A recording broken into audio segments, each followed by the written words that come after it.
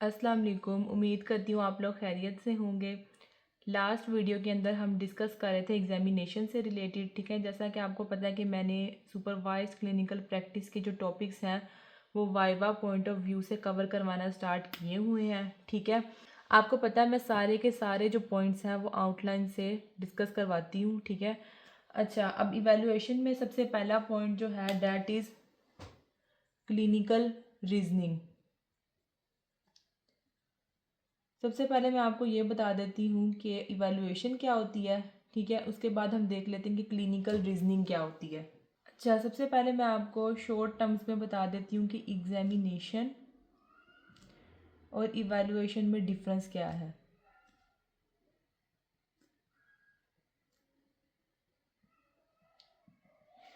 Examination का मतलब है व्हाट इज़ देयर। ये मैं आपको ना शॉर्ट टर्म्स में याद करवा रही हूँ कि आपने वाइवा पॉइंट ऑफ व्यू से याद रखना हो तो। ठीक है, इवैल्यूएशन का मतलब है व्हाट डज इट मीन। ठीक है, अच्छा, अब हमने पीछे सारी वीडियोस जो हैं वो मेरी एग्जामिनेशन से रिलेटेड थी। ठीक है, एग्जामिनेशन में हमने देखा कि हमने उसमें देखा कि हम ना पेशेंट से रिलेटेड डाटा कलेक्ट करते हैं। उस डाटा कलेक्शन के अंदर क्या होता है, पेशेंट की हिस्ट्री होती है। ठीक है, और हम ऑब्जर्वेशन करते हैं। ठीक है, पेशेंट को ऑब्जर्व करते हैं। किस तरह करते हैं वो सारा हम डिटेल में पहले कर चुके हैं, लेकिन मैं आपको यहाँ बेसिक एग्जामिनेशन और इवैल्यूएशन का डिफरेंस बता रही हूँ। ठीक है, एग्जामिनेशन में हमने डाटा कलेक्ट किया, उसमें देखा पेशेंट की हिस्ट्री क्या थी। ठीक है, उसको ऑब्जर्व किया कि उसके साइन एंड सिम्टम्स क्या हैं। ठीक है, फिर उससे रिलेटेड हमने स्पेशल टेस्ट परफॉर्म करके देखे।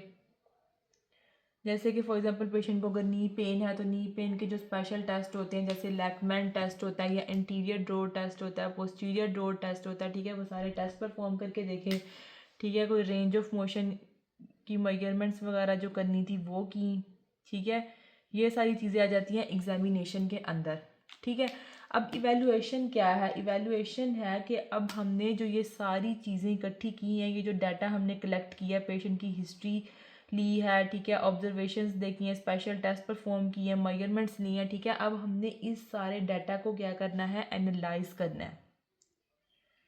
ठीक है, एनालाइज करना है और हमने देखना है कि अब पेशेंट का जो डायग्नोसिस है वो क्या बनेगा। ठीक है, और हमने उसे कौन सा ट्रीटमेंट प्रोटोकॉल फॉलो करवाना है। ठीक है, ये सारी चीज़ें आ जाती हैं इवैल्यूएशन के अंदर। ठीक है, एग्जामिनेशन क्या है। एग्जामिनेशन में हमने डाटा कलेक्ट किया, पेशेंट की हिस्ट्री, ऑब्जर्वेशन, स्पेशल टेस्ट और मेजरमेंट्स ली। ठीक है, और अब हमने इवैल्यूएशन में क्या करना है। इवैल्यूएशन में हमने जो भी डाटा एग्जामिनेशन के थ्रू कलेक्ट किया है उसको हमने एनालाइज करना है। ठीक है, और हमने देखना है कि पेशेंट के अंदर प्रॉब्लम क्या है। ठीक है, उसको किस चीज़ की ज़रूरत है। ठीक है, अकॉर्डिंग टू डायग्नोसिस, मतलब कि उसे डायग्नोसिस में किस चीज़ की ज़रूरत है। आई मीन कि उसे सर्जरी की ज़रूरत है। ठीक है, एक्सरसाइजेस की ज़रूरत है या किसी को रेफ़र करने की ज़रूरत है। ठीक है, ये सारी चीज़ें आ जाती हैं इवैल्यूएशन के अंदर। ठीक है, साथ साथ हम क्या करते हैं, पेशेंट को गाइड करते हैं कि नेक्स्ट उसका डायग्नोसिस क्या बना है। ठीक है, प्रोग्नोसिस क्या होगा एंड प्लान ऑफ केयर क्या है। ठीक है, ये सारी चीज़ें आ जाती हैं इवैल्यूएशन के अंदर। डायग्नोसिस, प्रोग्नोसिस और प्लान ऑफ केयर से रिलेटेड सेपरेट वीडियोस होंगी। ठीक है, सो ये था एग्जामिनेशन और इवैल्यूएशन का बेसिक डिफरेंस।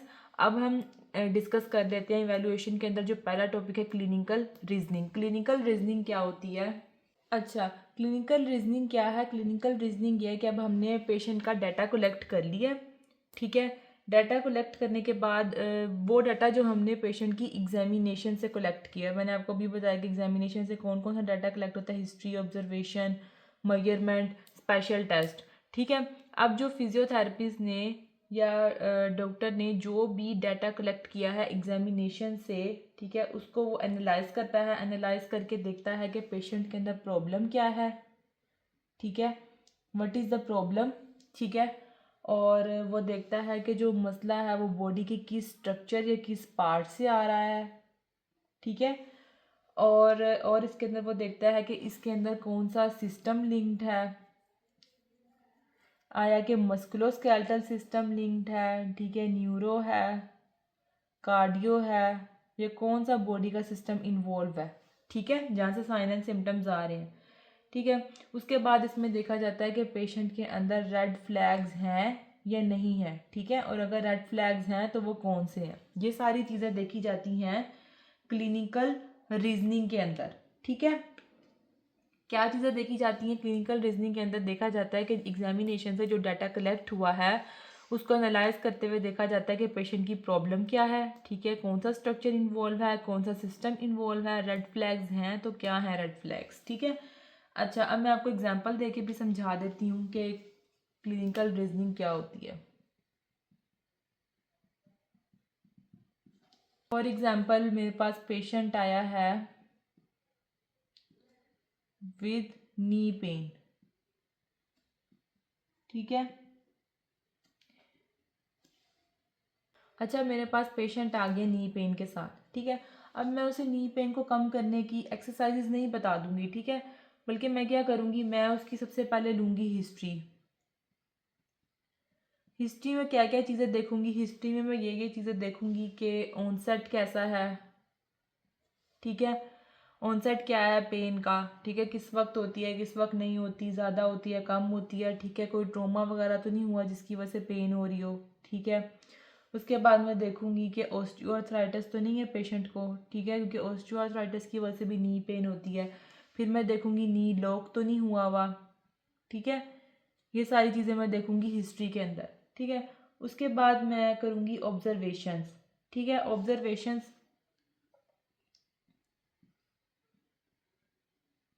ऑब्जर्वेशंस की जाती हैं डिफरेंट टेस्ट के थ्रू, ठीक है।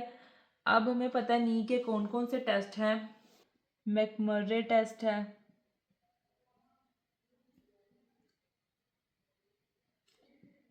पीएफ टेस्ट, ठीक है, सारे टेस्ट परफॉर्म करके देखने हैं और देखने हैं कहीं जो जॉइंट लाइन है, नी की जो जॉइंट की लाइन है उसमें टेंडरनेस वगैरह तो नहीं है,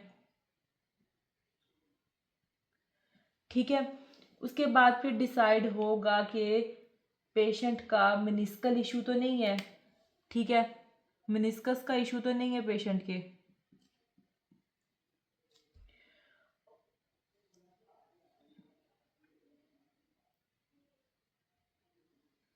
या पेशेंट को पैटेलोफेमोरल पेन सिंड्रोम तो नहीं है, ठीक है, ये सब देखा जाएगा, ठीक है। या हम देखेंगे पेशेंट को ऑस्टियोआर्थराइटिस तो नहीं है, ये इसको ऑस्टियोआर्थराइटिस तो नहीं लग रहा, ठीक है। अब ये जो सारी लिंकिंग है that is called clinical reasoning, ठीक है। ये था क्लिनिकल रीजनिंग से रिलेटेड टॉपिक जो मैंने आपको बता दिया, ठीक है। इसमें हमने एग्जांपल से भी मैंने आपको समझा दिया कि पेशेंट की हिस्ट्री देखनी है। हिस्ट्री में हम देखेंगे कि नी पेन का ऑनसेट कैसा है, ट्रोमा या किसी इंजरी की वजह से तो नहीं नी पेन हुई, ठीक है, ऑस्टियोआर्थराइटिस तो नहीं है पेशेंट को, ये नी लॉक तो नहीं है, ठीक है। फिर हम डिफरेंट टेस्ट परफॉर्म करके देखेंगे। फिर हम देखेंगे कि पेशेंट को कि मेनिस्कस की इंजरी तो नहीं है, ठीक है, क्या उसको पैटेलोफेमोरल पेन सिंड्रोम तो नहीं है, क्या ऑस्टियोआर्थराइटिस तो नहीं उसको हो रहा जिसकी वजह से उसको ये सिम्टम्स आ रहे हैं, ठीक है। तो ये सारी चीज़ें हम जो आपस में लिंक कर रहे हैं ये क्लिनिकल रीजनिंग कहलाती है, ठीक है। अच्छा, नेक्स्ट जो आपकी आउटलाइन पे टॉपिक मेंशन है that is clinical decision making, ठीक है। अब हम डिस्कस करेंगे कि क्लिनिकल डिसीजन मेकिंग क्या होती है। क्लिनिकल रीजनिंग के बारे में मैंने आपको बता दिया, ठीक है। अब हम डिस्कस कर लेते हैं what is clinical decision making.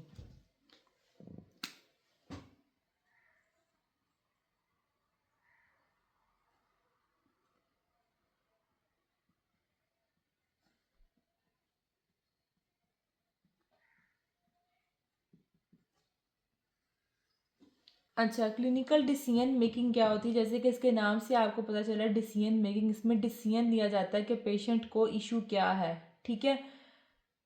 Clinical decision making के अंदर हम क्लिनिकल रीजनिंग की बेस पर डिसाइड करते हैं कि पेशेंट का डायग्नोसिस क्या है, ठीक है, पेशेंट को ट्रीट किस तरह करना है, ठीक है, कौन सा ट्रीटमेंट देना है, ठीक है, आया कि इसको ट्रीट करना भी है या नहीं, इसको रेफ़र करना है आगे, ठीक है। और हम इसमें देख सकते हैं कि अगर हमने पेशेंट को इंटरवेंशन देनी है तो हम उसे कौन सी इंटरवेंशन देनी है, ठीक है, इलेक्ट्रोथेरेपी देनी है, मैनुअल कोई देनी है, ठीक है, या फिर हमने उसे एक्सरसाइजेस करवानी है, कौन सी इंटरवेंशन देनी है, ठीक है। फिर हम इसमें देखते हैं कि हमने जो भी उसको इंटरवेंशन देनी है उसकी फ्रीक्वेंसी क्या होगी, ठीक है। फ्रीक्वेंसी मींस कि उसे दिन में कितनी बार करवानी है, ठीक है, एक्सरसाइज है जो भी इलेक्ट्रोथेरेपी वगैरह, उसकी ड्यूरेशन क्या होगी, कितने टाइम के लिए करवानी है, 10 मिनट के लिए, 20 मिनट के लिए, 5 मिनट के लिए, ठीक है, और उससे रिलेटेड प्रिकॉशंस क्या होंगी। ये सारी चीज़ें आ जाती हैं क्लिनिकल डिसीजन मेकिंग के अंदर, ठीक है। ये थी clinical decision making. Clinical decision making क्या है? क्लिनिकल डिसीजन मेकिंग के अंदर हम क्लिनिकल रीजनिंग की बेस पर डिसाइड करते हैं कि पेशेंट का डायग्नोसिस क्या है, उसको ट्रीट करना है या रेफ़र करना है, ठीक है, और अगर ट्रीट करना है तो कौन सी इंटरवेंशन देनी है, ठीक है, इंटरवेंशन की फ्रीक्वेंसी क्या होगी, ड्यूरेशन क्या होगी, प्रिकॉशंस क्या होंगी, ये सारा आ जाता है क्लिनिकल डिसीजन मेकिंग के अंदर, ठीक है। मैं आपको क्लिनिकल डिसीजन मेकिंग की एग्जाम्पल भी दे देती हूँ ताकि आपको ये कंसेप्ट अच्छे से क्लियर हो जाए, ठीक है। फॉर एग्जांपल क्लिनिकल रीजनिंग की बेस पे हमें पता चला कि पेशेंट की जो हिस्ट्री है वो लो बैक पेन की है, ठीक है, प्लस उसके जो रेड फ्लैग्स हैं उसके अंदर है वेट लॉस,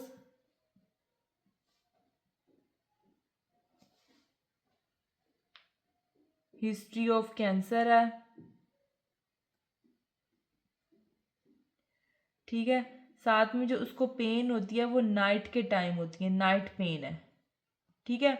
अब ये सारे रेड फ्लैग्स हैं, तो ये सारे रेड फ्लैग्स अब हमें क्या बताने, अब हमें ये बताने कि उसको जो लो बैक पेन है वो कोई मैकेनिकल लो बैक पेन नहीं है, कोई सिंपल लो बैक पेन नहीं है, बल्कि इट्स अ कॉम्प्लिकेटेड केस, क्योंकि रेड फ्लैग है, उसका वेट लॉस हो रहा है, कैंसर की हिस्ट्री है और उसको पेन जो है वो नाइट के टाइम होती है, ठीक है।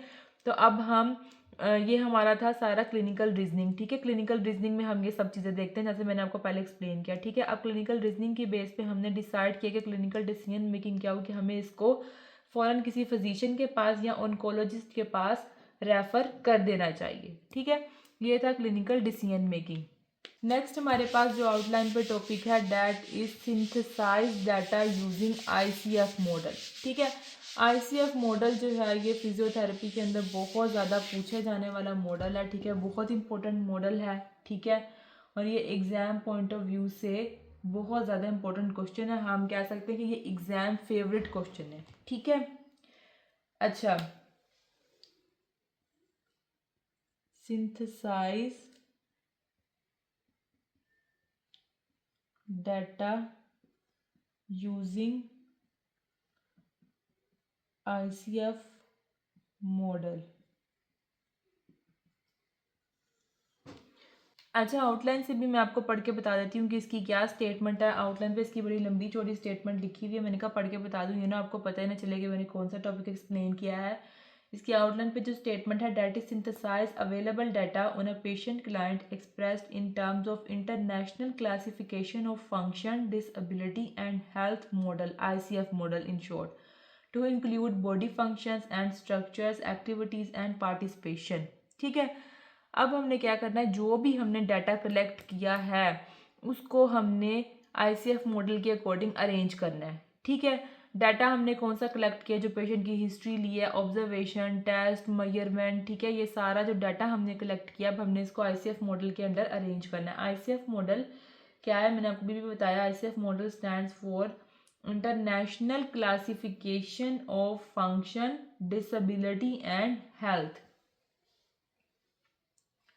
और मैंने आपको भी बताया कि ये बहुत इंपॉर्टेंट क्वेश्चन है, ठीक है, this is the exam favourite question. अच्छा, अब हमने जो डाटा कलेक्ट किया हमने उसको आईसीएफ मॉडल के अंडर अरेंज करना है, ठीक है। आईसीएफ मॉडल को यूज़ करते हुए अब हम उस डाटा को किस तरह अरेंज करेंगे, ठीक है। सबसे पहले जो हमने डाटा कौन सा कलेक्ट किया, मैंने आपको भी बताया, डाटा हमने कलेक्ट किया है, पेशेंट की हिस्ट्री ली है, ठीक है, पेशेंट के टेस्ट एंड मेजर्स परफॉर्म किए हैं, ठीक है, टेस्ट एंड मेजरमेंट्स परफॉर्म किए हैं, ऑब्जर्वेशन,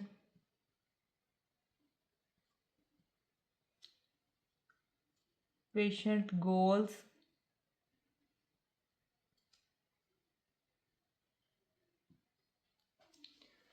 ठीक है। मतलब कि हमने क्लिनिकल रीजनिंग या क्लिनिकल डिसीजन मेकिंग के थ्रू जो भी डाटा कलेक्ट किया है, ठीक है, अब हमने उसको आईसीएफ मॉडल के अंडर अरेंज करना है, ठीक है। अच्छा, आईसीएफ मॉडल के 3 पार्ट्स होते हैं। पहला जो आईसीएफ मॉडल का पार्ट है that is body function and structure. Body function and structures. दूसरा जो आईसीएफ मॉडल का पार्ट है दैट इज एक्टिविटीज। मतलब इसमें हम देखते हैं कि एक्टिविटीज की में कौन कौन सी रिस्ट्रिक्शन है। ठीक है। थर्ड जो हमारे पास पार्ट है that is participation. Participation restriction देखते हैं हम इसके अंदर। ठीक है। आईसीएफ मॉडल के 3 पार्ट हैं। पहला जो पार्ट है that is body function and structure, दूसरा है एक्टिविटी लिमिटेशन और थर्ड वाला है पार्टिसिपेशन लिमिटेशन या रिस्ट्रिक्शन। ठीक है। अच्छा, अब बॉडी फंक्शन और स्ट्रक्चर के अंदर हम क्या देखेंगे। बॉडी फंक्शन और स्ट्रक्चर के अंदर हम देखेंगे कि किस पार्ट की वीकनेस है। ठीक है। किस बॉडी पार्ट या स्ट्रक्चर की वीकनेस है। ठीक है। ये किसी बॉडी या स्ट्रक्चर की टाइटनेस तो नहीं हुई हुई, क्योंकि नाम से पता चल रहा है। हमने इसमें देखना है कि जो बॉडी है उसका फंक्शन ठीक है या नहीं है और उसके स्ट्रक्चर में कोई भी मसला है या नहीं है, और अगर मसला है तो क्या मसला है। ठीक है। रेंज ऑफ मोशन तो नहीं लॉस हुई हुई। ठीक है। कोई जॉइंट तो नहीं डैमेज हुआ हुआ।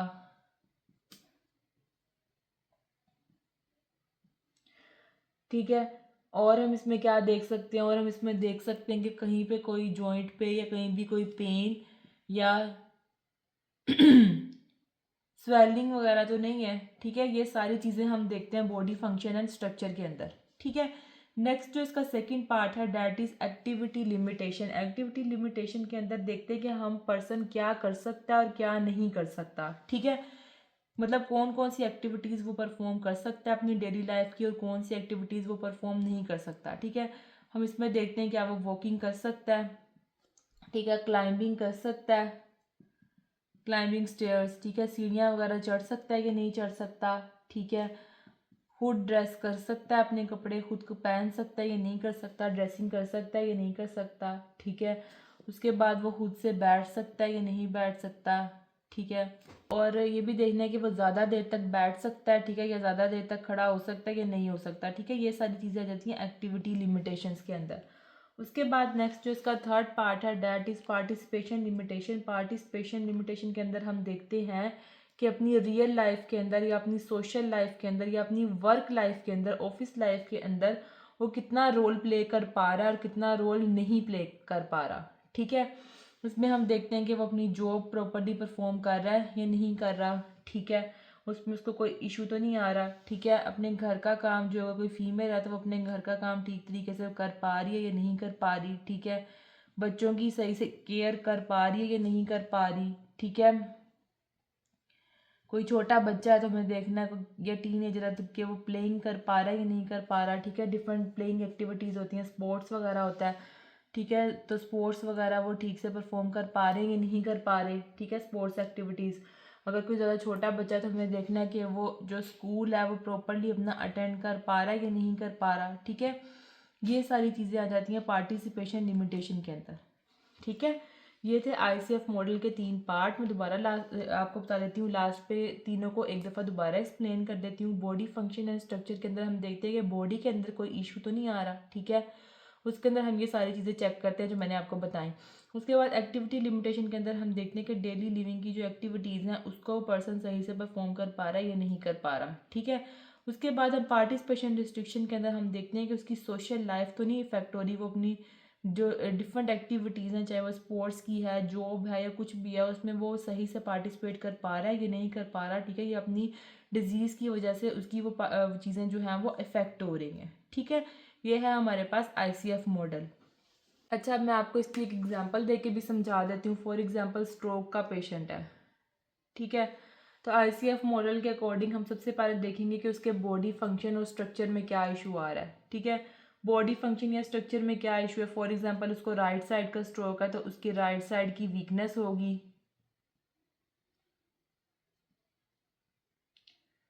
ठीक है। उसकी बॉडी की जो टोन है वो ज़्यादा होगी, इंक्रीज टोन होगी। ठीक है। उसकी जो रेंज ऑफ मोशन है वो कम होगी, बैलेंस उसका पुअर होगा। ठीक है। ये सारी चीज़ें आ जाती हैं बॉडी स्ट्रक्चर एंड फंक्शन के अंदर। ठीक है। उसके बाद अगर हम एक्टिविटीज़ में देखें तो स्ट्रोक के पेशेंट की एक्टिविटीज़ किस तरह इफ़ेक्ट होंगी, ठीक है। वो सपोर्ट के बगैर खड़ा नहीं हो पाएगा, ठीक है, उसको सपोर्ट की ज़रूरत होगी खड़ा होने के लिए, ठीक है। उससे चला नहीं जाएगा, मुश्किल होगी उसके चलने के अंदर, क्योंकि उसकी राइट साइड के अंदर पूरी वीकनेस होगी, तो उसको वॉकिंग के अंदर मसला आएगा, ठीक है।